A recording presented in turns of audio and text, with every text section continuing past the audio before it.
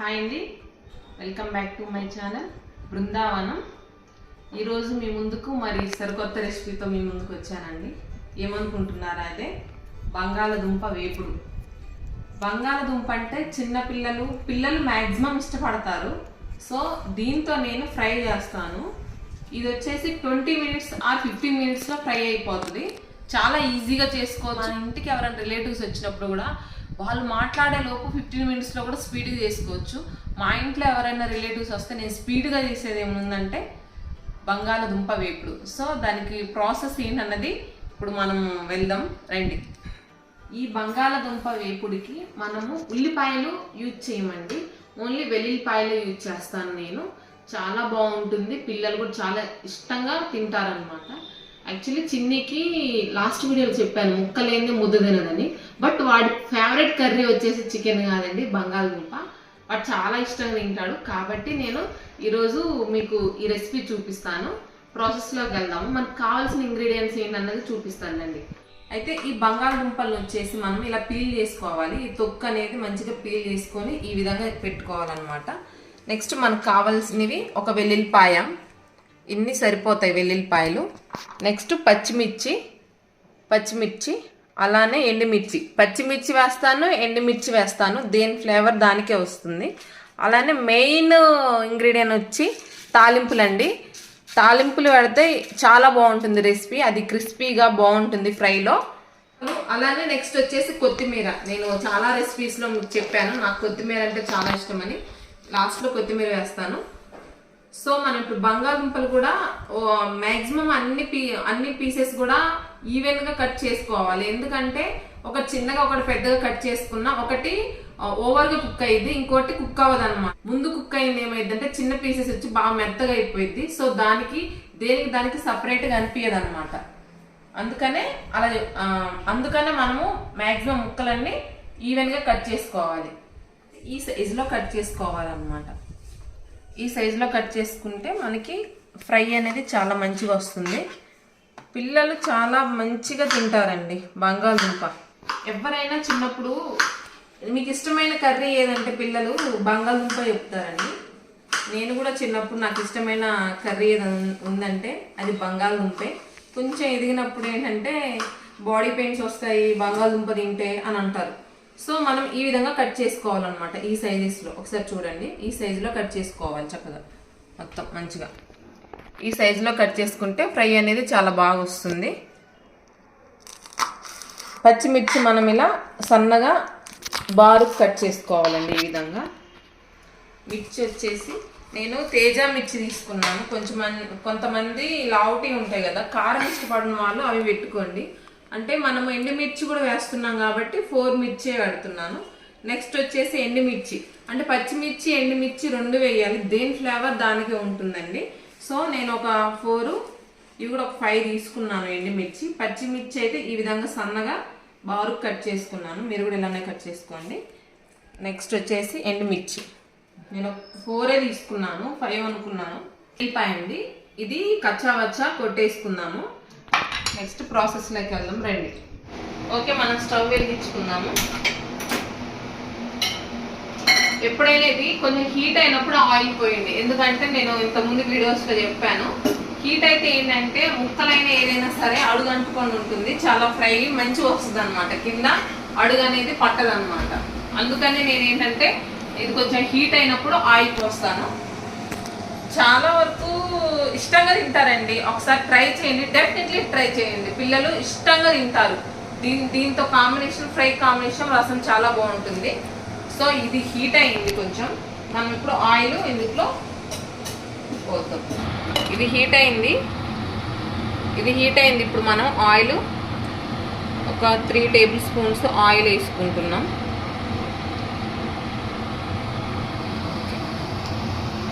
Oil heat అయినప్పుడు ఏంటంటే మనము తాలింపులు వేసుకోవాలి వెంటనే. అంటే చాలా మంది ఎండుమిర్చి ఉంది కదా, ఎండుమిర్చి వేసినప్పుడు తాలింపు వేస్తారు. బట్ మనం ఏంటంటే ఫ్రై చేస్తాం కదా, ఎండుమిర్చి ముందే వేయటం వల్ల ఏమైందంటే బ్లాక్గా అయిపోయింది ఫ్రై కర్రీ అయ్యేలోపు. తాలింపులు వేసినప్పుడు నేను అప్పుడు వేస్తాను, తాలింపులు వేసి వెల్లుల్లిపాయలు వేసి అప్పుడు నేను అది వేస్తాను అనమాట. సో ఇది కొంచెం హీట్ అయినప్పుడు మనం ఈ తాలింపులు ఇందులో వేసాను. ఈ ప్రాసెస్ మొత్తం స్టవ్ హైలోనే పెట్టి చేయాలండి.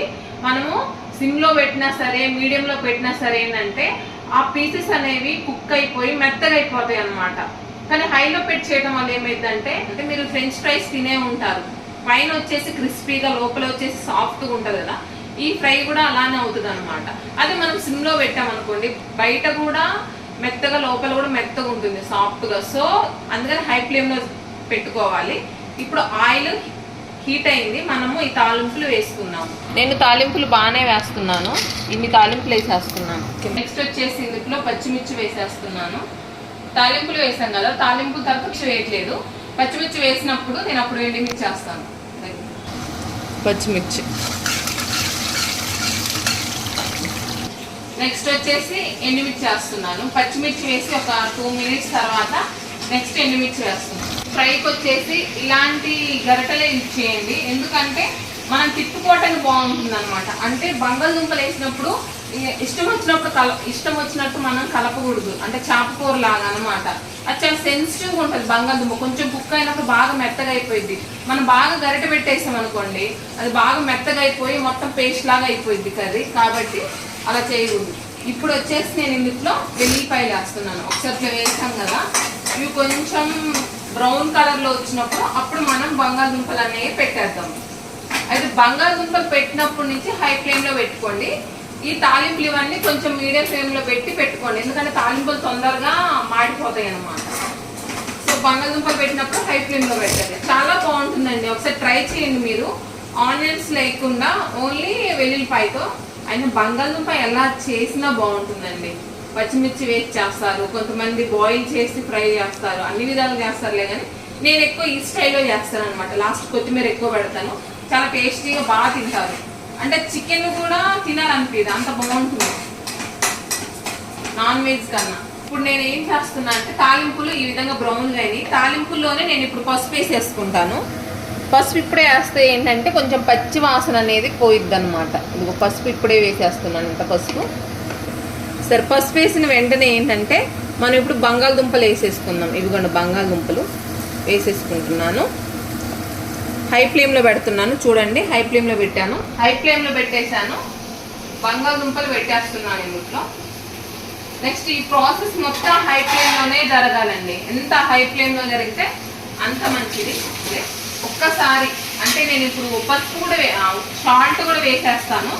సాల్ట్ వేసేసి ఒకసారి తిప్పేసి అలా రెస్ట్ ఇద్దాం. సాల్ట్ చూసి మనం వేసుకోవాలి. మీ సాల్ట్ తక్కువ తినేవాళ్ళు తక్కువ వేసుకోండి, ఓకే అనుకున్న వాళ్ళు ఎక్కువ అనుకున్న వాళ్ళు. నేను కొంచెం సాల్ట్ ఎక్కువనే తింటాను. ఇది మొత్తం హై ఫ్లేమ్లోనే. ఇప్పుడు ఒక్కసారి నేను తిప్పుతున్నాను. హై ఫ్లేమ్లోనే నేను ఒకసారి ముక్కలు పెట్టగానే సాల్ట్ వేసేసి తిప్పేసాను. అసలు ఇంకా మనము తిప్పకూడదు, అలా పెట్టేయాలన్నమాట. తిప్పకుండా ఒక 5 మినిట్స్ తర్వాత అప్పుడు దాన్ని టర్న్ చేయాలన్నమాట. అప్పుడు ఏమవుతుందంటే పీసెస్ కింద ఉన్న ఏంటంటే క్రిస్పీగా వస్తుంది అనమాట, పైన కొంచెం సాఫ్ట్గా ఉంటుంది. మళ్ళీ మనము టర్న్ చేసినప్పుడు ఏమైందంటే అటు సైడ్ వచ్చేసి క్రిస్పీగా ఉంటుంది, బాగుంటుంది టేస్ట్. ఎక్కువ పెట్టేసి తిప్పేయకండి, తిప్పేది కూడా ఒక ప్రాసెస్ ఉంటుంది. బంగాళదుంప ముక్కలు వేసినప్పుడు తిప్పటం కూడా ఒక విధానంలో తిప్పాలన్నమాట, ఇష్టం వచ్చినట్టు మనం తిప్పకూడదు. తిప్పితే ఏమైందంటే అది పేస్ట్ అయిపోయింది బంగాళదుంప కూర, కాబట్టి చాలా కేర్గా ఉండాలి. చాలా హై ఫ్లేమ్లో పెట్టాను, ఇది ఆల్రెడీ కుక్ అవుతుంది. ఇంకోటి ఏంటంటే బంగాళదుంప చేయడానికి కొంచెం వెడల్పాటి పాత్ర తీసుకోండి, ఎందుకంటే కొంచెం వెడల్పుగా ఉంటే ఏంటంటే కొంచెం ఫ్రీగా కుక్ అవుతుంది అనమాట. ఒకదాని మీద ఒకటి ఎక్కువ ఉండటం వల్ల ఏమైందంటే అది కొంచెం పేస్ట్ లాగా అయిపోయింది బంగాళదుంప. సో మనం చూసుకొని కుక్ చేయాలి. ఓకే, మనం పీసెస్ పెట్టి 5 మినిట్స్ అవుతుంది. 5 మినిట్స్ తర్వాత ఏ విధంగా టర్న్ చేసుకోవాలో చూపిస్తానండి. బంగాళదుంపని గరిట పెట్టుకొని ఇలా తిప్పకూడదు. ఇప్పుడు ఈ సైడ్ ఉందా, ఈ సైడ్ నుంచి మంచిగా ఇలా తీసుకొని ఇలా టర్న్ చేయాలన్నమాట, అంతే. ఇలా టర్న్ చేయటం వల్ల ఏమైందంటే ఈ చివరి నుంచి మంచిగా ఇలా తీయాలి. మనకి ఇష్టం వచ్చినట్టు తిప్పేస్తాం అనుకోండి, పీసెస్ అనేవి మిక్స్డ్ అయిపోతాయి. చూసారా, అటు సైడ్ మనము 5 మినిట్స్ అలా వదిలేయటం వల్ల ఇక్కడ వచ్చేసి కొంచెం క్రిస్పీగా ఉంది పైన. ఇటు సైడ్ అటు ఆయిల్లో ఉంది, ఇటు సైడ్ పీస్ వచ్చి కొంచెం మెత్తగా ఉంది. అంటే ఒక సైడ్ వచ్చేసి ఇలా క్రిస్పీగా రావాలి.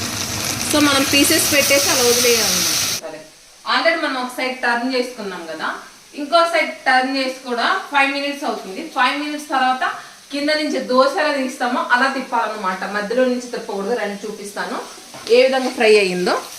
ఇలా కింద దోశ తిప్పినట్టు ఇలా తిప్పేయాలన్నమాట. చూసారా, ఇది బ్రౌనిష్గా వస్తుంది. ఇదిగోండి ఈ సైడ్ వచ్చేసి బ్రౌనిష్గా వచ్చింది. ఈ విధంగా రావాలన్నమాట.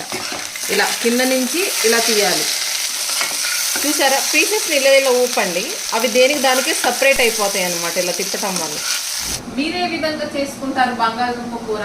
చాలా మంది ఫ్రై అంటే పచ్చిమిర్చి వేసి చేసుకుంటారు, లేకపోతే బాయిల్ చేసి చేసుకుంటారు. మీరే ఏ విధంగా చేసుకుంటారో నాకు ఒకసారి కామెంట్ బాక్స్ లో కామెంట్ చేయండి. చాలా వరకు లేడీస్ చూస్తూ ఉంటారు కదా, జెంట్స్ కూడా కర్రీస్ చేస్తున్నారు. చేయాలి, గర్ల్స్ చేయాలి ఏంటి, మీరు కూడా నేర్చుకోండి అప్పుడప్పుడు. ఎందుకంటే గర్ల్స్ కుక్ చేసి తినాలనిపించదు మాకు. పర్సనల్లీ ఇప్పుడు నేనే ఉన్నాను, నేను ఇంట్లో వంట చేస్తాను అనుకోండి, ఆ రోజు నేను ఫుడ్ తీసుకోను, ఎందుకంటే ఆ స్మెల్కి నాకు తినాలనిపించదు. స్పెషల్లీ ఏంటంటే ఏదైనా నాన్ వెజ్ అయినా సరే, పిండి వంటలు అయినా ఏదైనా నేను చేశాను అనుకోండి, అసలు ముట్టుకొని కూడా టేస్ట్ కూడా చూడను. ఎందుకంటే మేము అక్కడ చేస్తూ ఉంటాం కాబట్టి తినాలనిపించదు. సో బాయ్స్ నేర్చుకున్నారు అనుకోండి, మీరు ఎప్పుడైనా నేర్చుకుంటే మాకు కొంచెం యూజ్ అవుతుంది అనమాట. మీరు చేసి పెడితే మేము తింటాం. ఎక్కువ గరిట యూజ్ చేయలేదండి, నేను చెప్పాను కదా గరిట ఎక్కువ యూజ్ చేయకూడదు. పీసెస్ అనేవి కూడా అవి మొత్తం పేస్ట్ లాగా అవ్వలేదు, మెత్తగా, దేనికి దానికే సపరేట్ కనిపిస్తుంది. ఒకసారి చూడండి.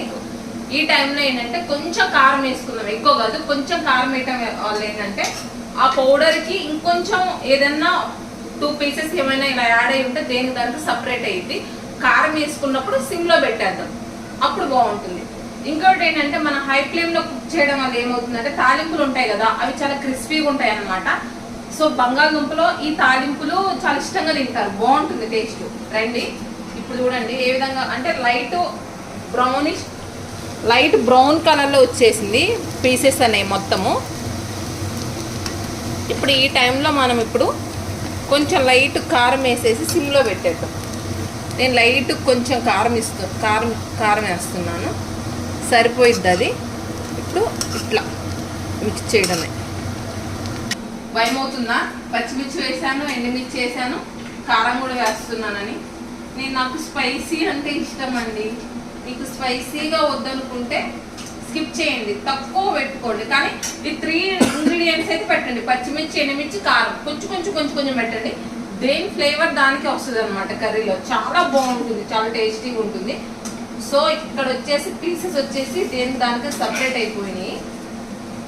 ఈ టైంలో ఏం చేయాలంటే మనం కొంచెం కొత్తిమీర వేసేద్దాం. కొత్తిమీర వేసేసి అట్లా ఫ్రై చేసేద్దాం. మీకు కొత్తిమీర ఇష్టం లేదంటే కరివేపాకు వేసుకోండి, కానీ నాకేంటంటే కొత్తిమీర ఇష్టం, అందుకని కొత్తిమీర వేస్తున్నాను. ఇప్పుడు ఇందులో నేను కొత్తిమీర వేసుకుంటాను.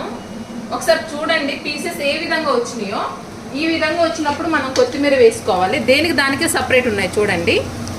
అంటే మనం ఎక్కువ కలపకూడదు, ఒకవేళ కలపాలన్నా కింద నుంచి ఇలా తీసుకొని ఇలా కలపాలి. సో దేనికి దానికి సపరేట్ వచ్చేసినాయి కదా. ఇప్పుడు ఇందులో కొత్తిమీర వేద్దాం.